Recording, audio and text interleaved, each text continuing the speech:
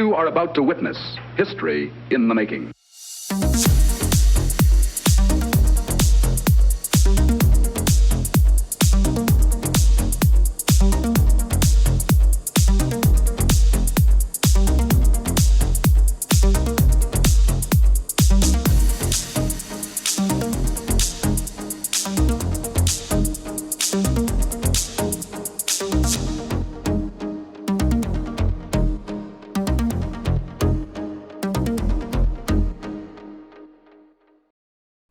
Hello, good afternoon, good evening, and welcome to another Pop Culture Gamers podcast.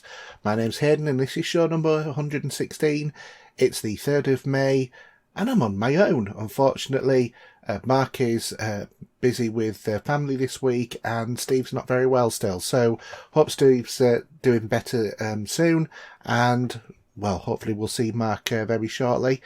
So it's just me this week, but that doesn't stop us having loads of new content for you anyway. So let's go on to what's been happening this week, and it's been quite a quiet sort of week actually.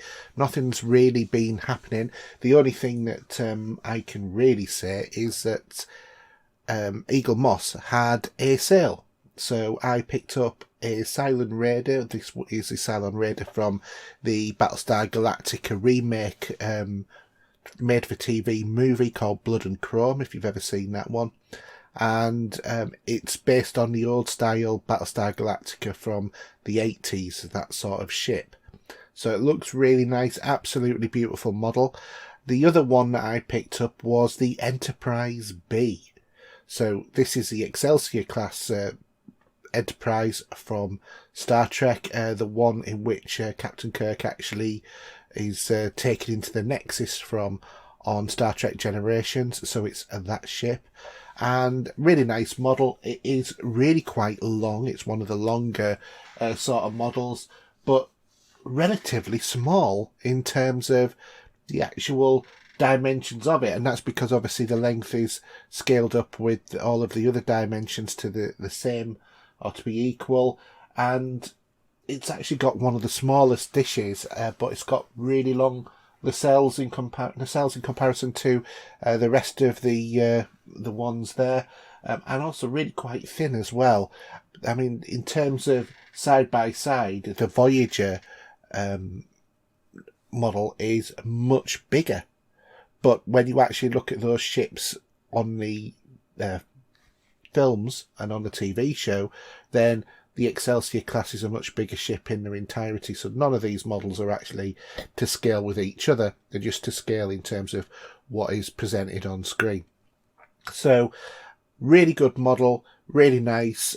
I've only got a couple more of these left to get. I want to get the Mark 1 and Mark 2 Vipers from Battlestar Galactica, but the other thing I want to get in terms of Star Trek is I've got the Enterprise C, the Enterprise D, the or the normal one, not the All Good Things one, which is the one that I've got.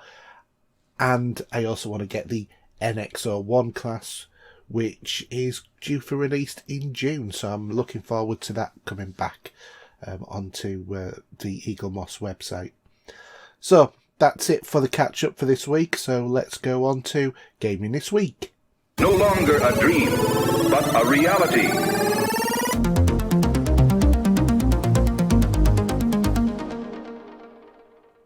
Okay, so gaming this week, and let's have a bit of news. First off, a GDC study showed that 44% of developers have delayed their games, and another 49% have no delay in games. So it seems that the industry's in a bit of turmoil, but hey, this is the gaming industry. It's what we've come to know, love and expect from the gaming industry. So, you know, who knows? So we've got a lot of games that have been due to be released but haven't, or not going to be for a while.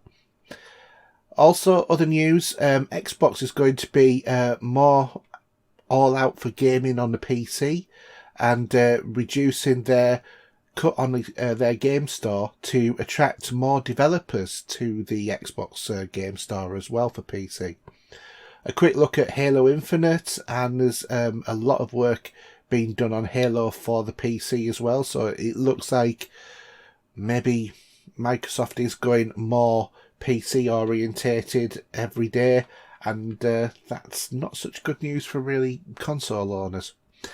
Sony has reiterated their aims to aggressively invest in first-party games, and there's also new gameplay from the State of Play for Ratchet & Clank and gameplay for the Lost Soul Aside game. If you've not seen those, worth checking out.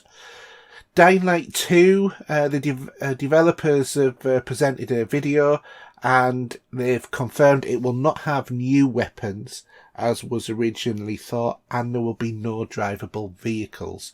Also, the game world is about 7 square kilometres, so by modern standards probably quite small, but because games like Skyrim seem to be much bigger than that, but nevertheless still 7 square kilometres is quite some size. In terms of Toys for Bob, they're being absorbed by Activision, and they're evidently going to be working on a new Call of Duty, but that's a shame because we're not going to probably see any more games like the Skylanders sort of ones, which obviously Toys for Bob were pretty synonymous with developing. Rockstar North is also recruiting for testers, but we're not sure what the game is for. And Respawn are also looking to hire for a new IP. So sounds like there's new developments all over the place. In terms of games with gold this week, or this month, we've got Armello from the 1st of May to the 31st, and that's on the Xbox One, Xbox Series X and S. And then Dungeons 3 from the 16th of May to the 15th of June, and that's on the Xbox One and Xbox S and Series X. We've got Lego Batman the video game from the 1st to the 31st of May, and that's obviously originally a 360 game on all of the Xbox consoles now. And also Tropico 4, that's going to be available from the 16th of May to the 31st, and again it's another 360, Xbox One, Xbox Series X and S. Game Pass wise, we've got some movers and shakers. From May the 4th, International Star Wars Day, is Dragon's Quest Builders 2. We've got from the 6th of May, FIFA 21 on the console and the PC. Both of those actually console and PC. Outlast 2 coming to cloud, console and PC, which is an ID Xbox game. That's from the 6th of May. Also from the 6th of May is Steep. That's cloud and console. Final Fantasy X and X2 HD Remastered will be available on console and PC from the 13th of May. Just Cause 4 Reloaded will be available on cloud, console and PC from May the 13th. Psychonauts will be available on cloud, console and PC from the 13th. And Red Dead Online on cloud and console from May the 13th. Remnant from the Ashes will be available on PC from May the 13th. Leaving, on the other hand, while we wait for the upcoming games to join Xbox Game Pass library, there is a time to reshuffle, and just remember that you're not going to have access to these games anymore. So the fantastic Alan Wake on console and PC will be going. Battlefleet Gothic Armada 2 will be leaving. We've also got Dungeon of the Endless, that's on cloud, console and PC. Also leaving is Final Fantasy 9 on console and PC, Hotline Miami on PC, and Plebe Quest The Crusades again on PC. That one will be going as well. Also on EA Access, or whatever they're calling it now, is FIFA 15, 16 and 17 and 18 will all be leaving. PlayStation Plus, we have Battlefield 5 coming on the PS4, Stranded Deep on the PS4 and Wreckfest on the PS5. On Twitch, new games will include Snake Pass, Urban Trials Underground, Avicii Invector, Fractured Minds, Pankapu and The Little Acre. And then on Epic, we've got right now is Epic Champions of the Renown Pack to go with Idle Champions of the Forgotten Realms. That's going to be available until the 6th of May. And then from the 6th of May onwards to the 13th is Pine. So, some interesting titles there as well. So this week, I've had a bit of a change in terms of the games that I've been playing. I've actually been playing Startopia. So if you ever remember Startopia, you would have probably be a PC gamer back in 2001, if you remember this game. And basically, it's a sci-fi space-based management game is probably the best way of describing it, where you had 3 decks in a space station that looked a bit like a donut, and you had to manage all of the amenities that are in there and make sure that every deck works functionally with good air supply, good water supply, good whatever. As you do on these sort of games, it's very much sort of like a SimCity meets science fiction kind of game, but on 3 different levels, without such a wide range of area to do your plotting. But Starbase Startopia is the sequel to this game. So it's a comical management simulation that builds on the original from 20 years ago. I used to love this game, I have to admit. I feel that probably the £50 asking price for this game is a little bit high for me personally. I picked it up for considerably cheaper by going to CD Keys and getting it on the PC. I think it was about £21.99, something like that, instead of about 50. There is a single player game and a co-op gameplay as well. It looks really similar to the original, which was an outstandingly good-looking game at the time. This just looks like the whole thing's had that 4K sort of remake look about it, but there is much more in-depth gameplay in there and some new mechanics. I've only played it for a little while so far, but there are loads of alien races within the games, and the gameplay is fun if you like that SimCity sort of game with balancing resources to deliver on all of your objectives. I've gone through the tutorial and I feel that the gameplay is relatively gentle for the most part in terms of learning curve, but the tutorial isn't really very good because it doesn't tell you step by step what to do. It kind of leaves a few blanks which you might end up flicking around and trying to find out what the answer is. So I think that the tutorial could do a little bit more in terms of development. If you want to see any more though, what I would suggest that you do is just go over to our Pop Culture Gamers YouTube channel. Don't forget to subscribe and like any videos that you like there. But on there, I've actually done about an hour's worth of gameplay, which you can watch, and you can get a feel for the game, see if it's for you, see if it's the type of thing that you like. If not, well, at least the video will have done you some good in that sort of respect. Also on our YouTube channel, you can also catch footage of me playing BulletBeat.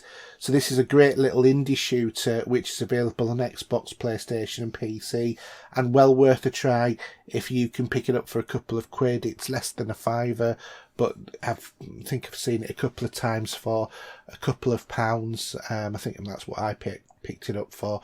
Really, really well worth playing. Another game which you might want to actually invest in is a game called 50 Years. So this is one that I found while doing my achievement hunting, but it's actually quite a good fun game. It's one of those little nuggets that you find when you're playing. This is on Xbox, I would say, but basically the idea behind 50 Years is that you have to survive 50 years in the game. The way to describe it is it's a turn-based strategy game where obviously each time you do a turn is 1 year. So you can do lots within that year, generally speaking. Well, say lots. Some of it might be just hiring some peasants. Some of it might be doing nothing at all. And then you will have fights and stuff like that as well. What I don't want you to think is that this is SimCity. it is nothing like SimCity. It is a very different sort of thing. There is no maps. Well, there is one map to go at, and that is to go into all of these sort of like hidden cavey kind of areas where there are different monsters and people lurking in them. So that is probably that is the only area where you would go and search out, shall we say, anybody at all in the game. However, so it's not like Civ. However, in terms of the rest of the game is about managing your resources and maintaining your forces and growing them. So you will have to do all of the normal sort of things like, build resources that will bring you more food. If you get more food, then you can have more people. And that's how this works. There are different types of sort of barracks or whatever that you... I think one of them's like a shooting range. If you get that shooting range, then you get the ability to have archers. You can buy multiple ones of those. But the game ends at 50 years, so it's not like you can go beyond it if you need to. You can, in terms of the combat, invoke magic from scrolls that you find in these caves that you can go on invading and that sort of thing. And there are lots of other perks that you unlock at sort of like regular sort of scheduled intervals, up to 5 of them in each skill tree, and there are 5 skill trees. If you're achievement hunter, then you only need to unlock the first 3 because there's no achievements attached to the 4th and 5th ones in each one of those skill trees. So I've played this. I originally played it just for the achievements because it was one that came up on my radar as a good one to do. However, after starting playing it, I've actually really, really quite enjoyed playing this game. It's been great. It's just a bit of fun. It doesn't have the pressure that Civ feels like it can have sometimes, because when you're starting to do a really long sort of Civ battle and you're slightly on the off foot, you know that you can maybe pull it back, but maybe you can't. Whereas this one, once you fail, that's it. You're back to the beginning. But it's not that far because it's only 50 years. That's only 50 turns. Might sound like a lot, but when you consider a turn can last 10 seconds, then it's not really an awful lot of time at all. But yeah, really good game. It costs less than £5. If you're an achievement hunter, it's a must get. If you just want to have something completely different to play, then have a look at this. What I would say is have a look at our YouTube. Again, don't forget to like and subscribe. You will see a video on there for 50 years, and that will show you how to get every achievement in the game as well, because I recorded it all in one go. So, and there are a lot of achievements as well, so it's well worth a look. Alright, so that's it for what we've been playing. Let's go on to movies, TV and streaming. In quest of a better life,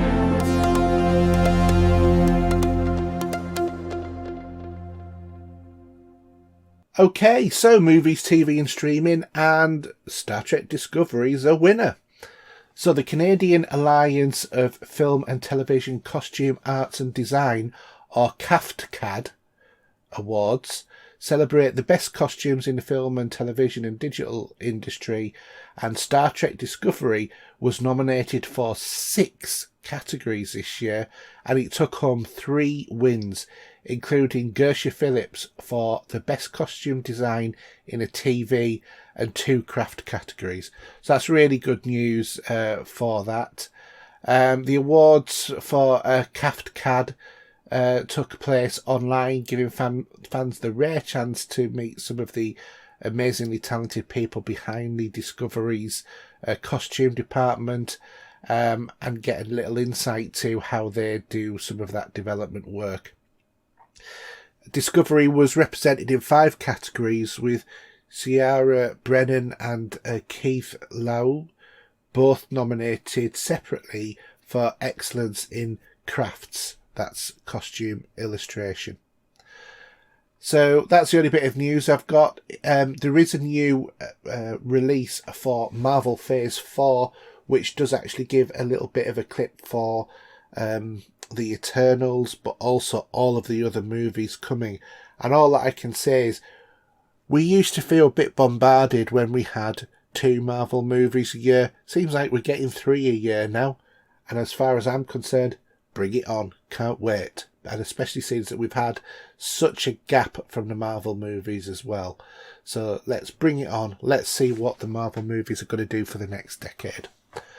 Okay, so Blu-ray and DVD releases this week. There is really not a lot out. Blu-ray and DVD, we've got Blue Thunder. We've also got Clone Wars Season 6. Clone Wars Season 6 from Star Wars. And this is the Lost Missions on Blu-ray and DVD. I think that has been pre-released before, but it's just a re-release of it. I Know What You Did Last Summer trilogy on Blu-ray, I Spy on Blu-ray and DVD, and Journey of a Lifetime, the complete series on Blu-ray and DVD. I'm sure some of you will remember that one. And Michael Palin, Travels of a Lifetime as well. Again, Blu-ray and DVD. There's not a lot otherwise. It's a pretty lean week in terms of anything like that. For Blu-ray and DVD charts, the charts are all over the place. They really are at the moment. We've got Bong Joon-ho Collection at number 5. That's a new entry. Also new entry is Willy's Wonderland. At number 3, down from number 1, is Wonder Woman 1984. At number 2, new entry is Urban Legend Trilogy. And at number 1, a re-entry is Doctor Who, the complete 8th season. So, what have I been watching? Well, I've finished my binge watch of Man in a High Tower. Now, this is one series I really, I'd been wanting to get into it for ages, but I just couldn't. It was just exactly the same as The Expanse and The Walking Dead and Game of Thrones. I couldn't get past the first few episodes of season 1. And I really don't know what it is, other than the fact I think that for Man in the High Tower, I think I was trying to watch it while doing other stuff. And this is a programme that really requires you to watch it.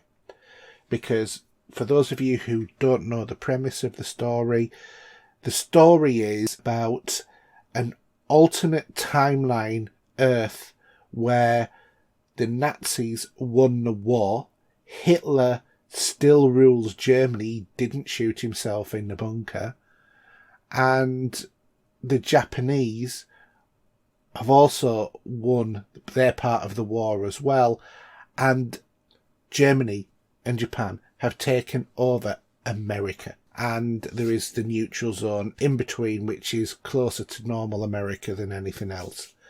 So this is an absolutely fascinating premise when you think about this. It is absolutely fantastic in terms of watching it. I've really enjoyed this. I don't normally enjoy watching war stuff, but there was something about this. I think it's probably because it's mashed up with the whole it's an alternative timeline. There is a lead character in there who she has the ability to, or she develops the ability to travel from one parallel world to another. There's only a couple. It's not like it's sort of like jumping all over the place into all of these different worlds. There's only a couple. The Nazis become aware of the multiverse, and then they want to take over the multiverse as well.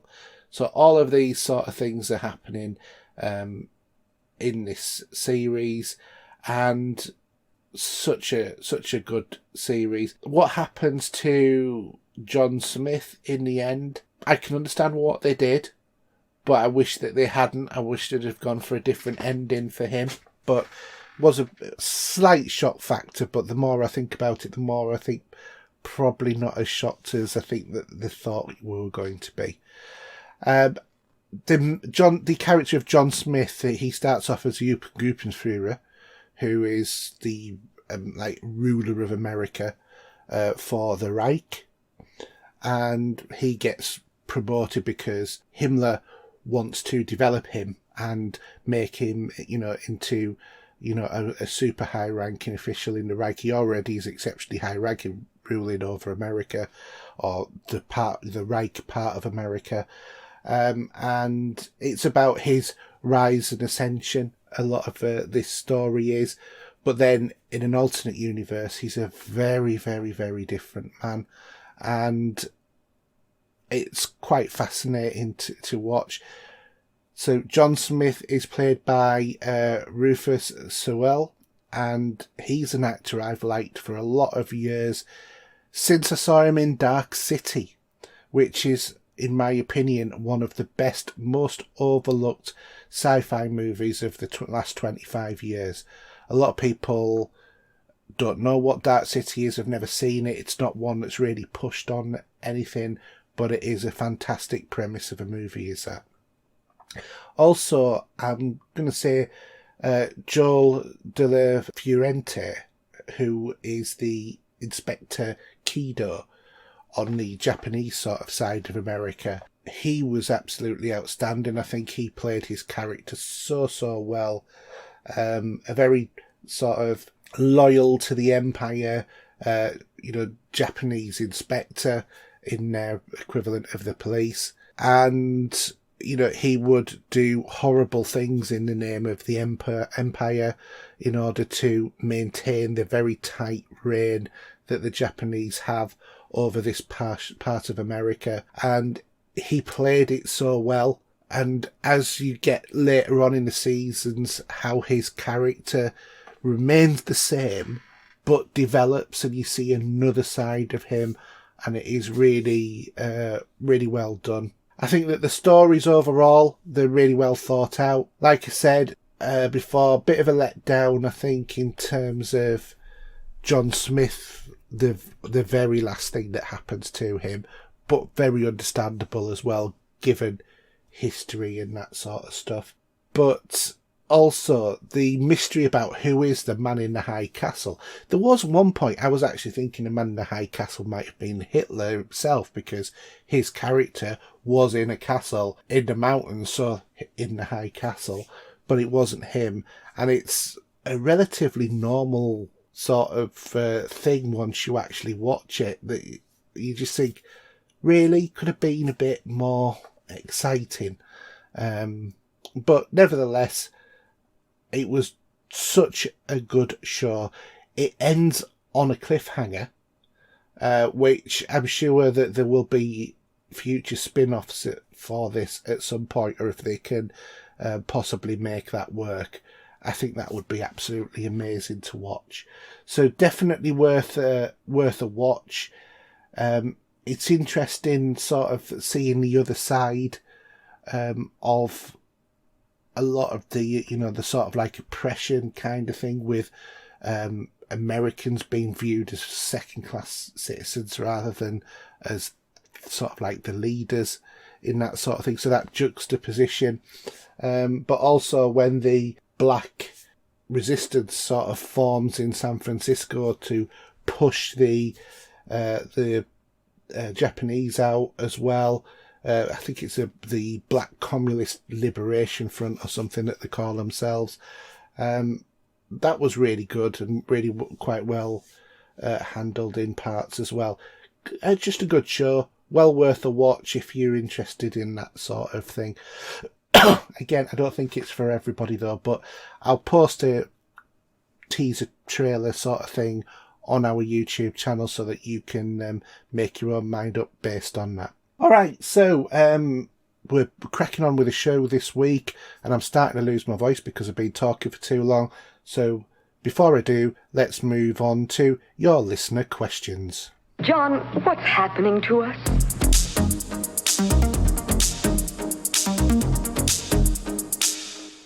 Now, while Mark might not be with us in voice, he is with us in question. So thanks, Mark, for taking up the mantle of your old place of providing us with questions.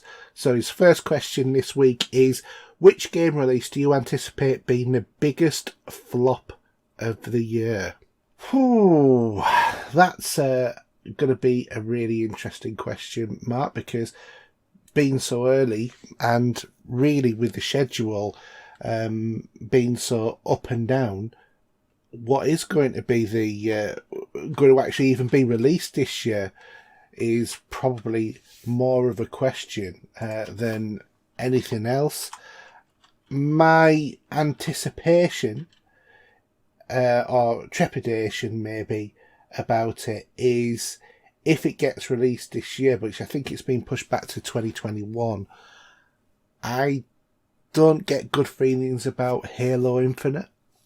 I think that game is obviously in trouble already, which we know, because it's been delayed after delay with that. And let's face it, the last Microsoft game that kept getting delayed wasn't that good after it was released. It was okay, but it wasn't the actual best. In terms of other games, I don't know, that the Biomutant game, I'm not sure whether or not that will be any good. It looked promising, certainly, but in terms of actual gameplay, will it work? I'm hoping that Crash Bandicoot 4 will work, but again, I'm not sure if that's been pushed back to next year. I'm really not sure. I think it's just a little bit too early to say at the moment. I've had a go at Returnal, and I don't think that one is going to be a flop by any chance. I mean, we know that obviously Marvel's Avengers, which has already been released, is not good at all in terms of what it was promising. So yeah, I think that probably, I don't know about this year, because I'm sure it's next year that it's going to be released, but I think that the biggest one for me is going to be Halo Infinite. I'm just not convinced that that's going to be a good game at all, to be fair. Okay, second question is, put the following order to make a game a winner: gameplay, game mechanics, graphics, story, controls, audio, and originality. I think first off is gameplay. Second for me is story. Third would be controls. Fourth would be originality. Fifth would... No, sorry. Gameplay and the game mechanics would be probably equally first. I think you've got to put a slash in there, so I think that you probably mean that as in the same thing. Story, controls... No, gameplay, game mechanics, controls, story, because if it doesn't play well, you're not going to play it at all. The story next. The originality of it after that, because I'm not 100% so bothered about it being totally original. I'm quite happy to play sequels or remasters. Graphics and audio. So I would say audio is probably the least important aspect of all of those, but that's not to say it's not important. Because, let's face it, there's been some games with some absolutely cracking tracks, and one that always makes me smile is Saints Row 4. I love the soundtrack of that, especially when you start running naked through an alien spaceship to What Is Love by Hadaway. That's great. Great game. Okay, so on to the Facebook questions. First off, we've got Paul Wilson asking, financially for a games company, is someone buying, renting, lending a used game almost frowned upon as much as piracy? Good question. I'm sure that they won't like it because, well, I can't see how someone buying a game is frowned upon as much as piracy. Renting a game, I can understand them not liking that, because unless they've got a clause in terms of the fair usage of the product, then rent the game. They're not going to see any money from that, but I suppose that the argument is that, like many years ago with video cassettes, if they sell a license for renting out at a much higher rate, then they will probably see some profits back from that, but probably not as much as to recoup the potential loss. So lending a used game, that's becoming harder and harder these days, because if you're lending a game, you'd have to have a drive, and if you've got a drive, you bought the disc sort of version of it. I don't think that they like people lending out games because of obviously it does lose them revenue, but I wouldn't have said it would be frowned upon as much as piracy, but probably quite close. But it's not something that they can protect themselves against. I think that the thing that most people would probably hate more in terms of developers is where you share a username with someone else. So, for example, or you share, you do that sort of like family share on Xbox.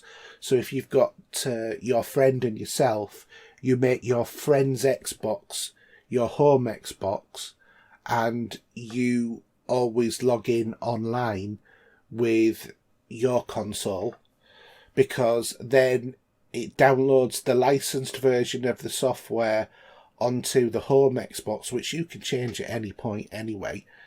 I think there is a restriction. If you've just done it, you can't change it again for a while. But that allows you to both play at one copy of the game at the same time, despite the fact that you're two separate people living in different households. I think that practice will be much more frowned upon than any of the ones that you've given there. Short of, obviously lending might do as well. Scott Kidd, he's asked, have you ever took a risk on buying a game as you found it cheap, even though the reviews are bad, and ending up enjoying the game? Yes, I have, and it's the Wanted game that was the video game version of the movie. I played that on about 3 or 4 different formats on the console and the PC, if I remember rightly. I really loved that game. And it was terrible, but I still loved it.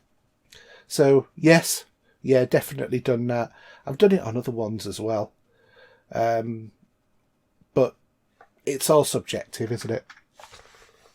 Richard Mortlock, he's asked, is there a game series that you've only just got into that has been around for ages?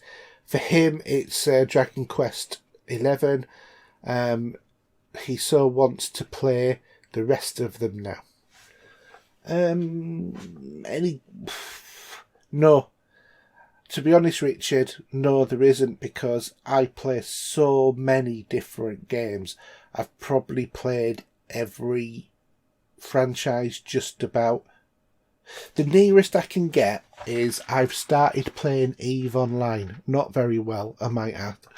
But I have started playing EVE Online a little bit on the PC. So, yeah, that's been around for a very, very, very long time, and I'm just starting to pick that one up. I think you could also say, even though it's not been formally released yet, is Star Citizen, because I bought in that a couple of years after, everybody else was already playing it. So, those are the two that I can think of off the top of my head. Lee Doty's asking, what's your opinion on using game guides, YouTube walkthroughs, etc.? Is it taking away the fun of figuring out the puzzles or the boss out on your own, or has it kept you playing a game you probably would have given up on? Well, I suppose there's lots of ways that you can view this, and I'm going to make it much more intrinsic in terms of my response to this. In that, yes, I do use YouTube walkthroughs, especially when I get stuck on something and I can't see my way around it. And you just end up thinking, if I don't get past this, I'm just going to bin this game. And you don't want to bin it. But also, because especially when we're doing this podcast, we don't have the time to sit and play one level for ages and ages and ages and still not get anywhere. So what I would say is, yeah, I do that. I don't see anything at all the matter with that. The only person I am ruining the experience for is myself. To not ruin it for anyone else, because I'm not making someone else watch that video or anything at all like that. It's entirely choice that people are doing it, if they go along doing it. So I don't have a problem with it, because let's face it, for years we've had magazines when we were kids that we would go and look up cheat codes or look up the walkthroughs or look at the hints and tips on how to get past a certain part of a game, and then we would go away and apply them. Watching a YouTube video is the modern equivalent of that. So there is no issue with it at all. If, however, you feel that there is an issue with it, I would suggest that you don't do it, because clearly you're going against what you feel is right. But for me, if people want to watch a video about it, that's fine. The only thing I would say is play the game first, because you don't want to sit there and play a game and follow the walkthrough step by step by step, because what's going to happen? It's going to be monotonous. Could you imagine doing that for 8 hours to complete a game? I think I would go nuts. No. So that's my view. It's perfectly fine, but people who just do it and just go right the way through every game like that, they're just cheating themselves out of a good experience. Okay, Craig Cole, he's asked, including gaming, PC, entertainment and home, what's your top 3 favourite gadgets and tech you got in the last few years? I think I need to remove things like my iPhone and my laptop and my PC, because they're really too obvious. I can name those 3 things straight off and that's the answer to the question. But I think what Craig's looking for is something a little bit more original than that. So what I'm going to do is I'm going to say, first off is a Stream Deck, because this is the Elgato Stream Deck, and basically if you haven't seen one of these before, have a look at our YouTube channel. Don't forget to like and subscribe, and on there I do a review of the Stream Deck. So it's basically a hotkey launcher with animated buttons that are obviously LED backlit, and you can control what the content is in terms of what they look like, and you can assign keys to them. You can tell it to do macros, you can tell it to do all sorts of stuff. But it's absolutely brilliant, because I can, without having to come out of a game and then go to start menu and then go to or in my start menu and find OBS Studio and then click launch, I can just go into there, press a button, and it will launch OBS Studio. Press another button and it will immediately start streaming or recording what I want it to do. Press another button, it'll swap scenes, so it'll put the any animation or whatever that I put on there instead. So it's an absolutely fantastic tool. The Elgato Stream Deck is my number 1 choice. I have the medium-sized one. There is a small one with 6 buttons and a big one with God knows how many buttons. But that, I would say, is one of my favourite things. The next one that I'm going to say is... all of these three things are going to be related to my PC, because I've just taken ownership of a Shuttle Express.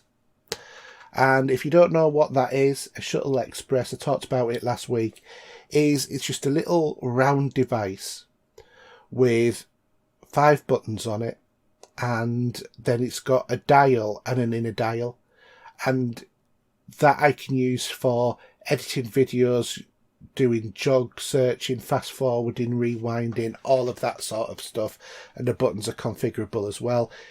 The software runs in the background in your system in tray, and then as soon as you launch a program that is compatible with what it is that you're running, then the software will then change the functions of the Shuttle Express to meet with your software. So it'll jog search through Audacity or through Adobe Premiere Elements or any of those sorts of pieces of software, or you can configure it yourself. So what I've done for when I'm browsing the internet, instead of using the scroll wheel, which, let's face it, you go onto a really, really long page, you could be scrolling down. This Shuttle Express, all I do is just turn the dial and just hold it to a specific point, and it'll start scrolling at the speed that is comfortable for me to be able to look at. And that is an absolute fantastic thing. So I'm going to say that. My next thing is I'm going to say my Corsair K95 Platinum keyboard, because it's sort of like RGB City behind it. It's got the brown cherry keys on it as well. But what I like about this is it's actually got 6 functional buttons. And this is the really good thing for me, is that those 6 functional buttons link to the Elgato.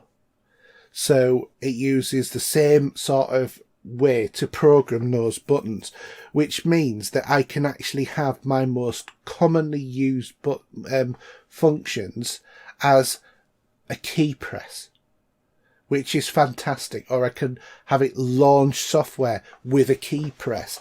It's not backlit or anything like that in terms of a little LED display that I can show what that key does. I need to memorize that. But what I can do is I can program those 6 keys to do whatever on earth that I want. And obviously there's variables for control G1, shift G1 and all of that sort of thing. So it's an absolutely fantastic little addition. Absolutely love it. The keyboard in itself is prohibitively expensive, but it has individual backlit keys, and obviously it's all controlled by the iQ software. You can download profiles for it. I've got some fantastic profiles in terms of keyboards that run on this baby, and it's great. Absolutely love it. And it's great for typing at speed as well, because I'm quite a fast typer. I am a touch typist. I don't need to look at my fingers and that sort of thing. I was using a Logitech keyboard before, and that I didn't get away with. The keys were just not quite in the right position. I then moved over to a HyperX keyboard, which in itself was fantastic. It just didn't have all of the functionality of this. But the other thing as well, in terms of the HyperX keyboard, was, again, just the slightly change in size of keys meant that I was starting to type things that I wasn't meaning to type, pressing the wrong keys, that sort of thing, just because of the slight difference. What starts up with like being 3mm on a difference on a key from the middle of the keyboard out of place. By the time you get to the A key and the L key, which is 5 in each direction, more or less, then you're talking about 1.5-2 centimetres difference, in which case that's a whole key width further away. So the Corsair keyboard just fits like a glove in terms of when I'm typing, so I love it. It's great. It's not super clicky, but it's also, not like a dead weight sort of thing either. It's just a good keyboard, and it's got a RGB light bar that goes right across the top and the back, and you can also download an attachable screen, buy an attachable screen to go on there as well. It's not been released yet, but it's being developed, and I'm actually considering buying that. And that's a touch sensitive screen as well, which will tell you lots of details like, your CPU temperature and all of that sort of stuff on your PC. So those are my 3 things. Hope you enjoy all of those. Have a look at them. I'll see what I can do about providing some links or something like that in terms of that. So next question is Jason Toon has asked, are there any games, genres, etc. that you have an irrational dislike of or just avoid playing altogether? I wouldn't... He said for him it's scary games, which is weird as he loves watching horror movies, but for some reason he's just never enjoyed games like Resident Evil, Silent Hill, Dead Space or anything else that's remotely scary. Well, I can understand that, especially you don't want to be reacting to a jump scare using a controller. I'm not the greatest horror movie game fan, but I'm not the greatest horror movie fan either. So for me, horror movies are a slight bit of a dead weight that I'm not really that into. And likewise the games as well. I used to be really, really into Resident Evil. PlayStation 1 sort of time frame. I was playing all of those games. I absolutely loved them. They were fantastic. For me nowadays, they're just a bit passé, really. Also, it's not going to be a surprise to any of you guys. I don't play sports games. And it's not because I have an irrational dislike of it. I just don't like sports. There's nothing irrational about it. It's just a choice. But I don't have any that... I don't not play a game because I'm fearful of it. Or fearful of how it looks or it makes me feel uncomfortable. I just don't play games I don't enjoy. And that's it. So, last question is from Justin Lee. And he's recently got an Oculus Quest 2. Loving it so far for Beat Saber and some of the boxing fitness apps, and he's just started getting into games like Oculus, games via Oculus Link, such as Elite Dangerous and Star Trek Bridge Crew, 2 fantastic games in VR. And he's going to buy Half-Life Alyx next, and he's asking, have you guys got any good recommendations for VR games? So this one did open up a little bit of a chat on our Facebook group. So we've had a few sort of like different recommendations in terms of that. If anybody's bothered, you can have a look online on our feed. But in terms of some of the ones that I was thinking, you could look at Doom VR, which is a really good interpretation. There is... I don't know whether or not many people know this, you can actually play Hellblade Senua's Sacrifice in VR, which gives it a slightly different feel. And then Rise of the Tomb Raider as well is also available in VR. There is a great space game called Adrift, well worth investing in a bit of time into that one. You can play No Man's Sky in VR, I believe. And there's also Trials on Tatooine. That's only a really short, 5-minute experience, but really quite enjoyable as well. So there is also, and I can't remember what it's called, but there's an episodic Darth Vader sort of game come story content that's on PlayStation VR, and I think it might be coming to PC if it hasn't already. That would be really, really well worth looking at as well if you're a Star Wars fan. So, okay, that's it for another week. Hopefully we'll have the guys back shortly. Hopefully we'll be having another sort of announcement about something else to do with Alan returning. Can't say too much more at the moment, but we'll keep you posted. And, well, that's it really. And I've probably already said too much about Alan, but we are planning something and we'll let you know shortly. So, if you want to catch hold of me, you can catch hold of me as HERJUK on basically everything.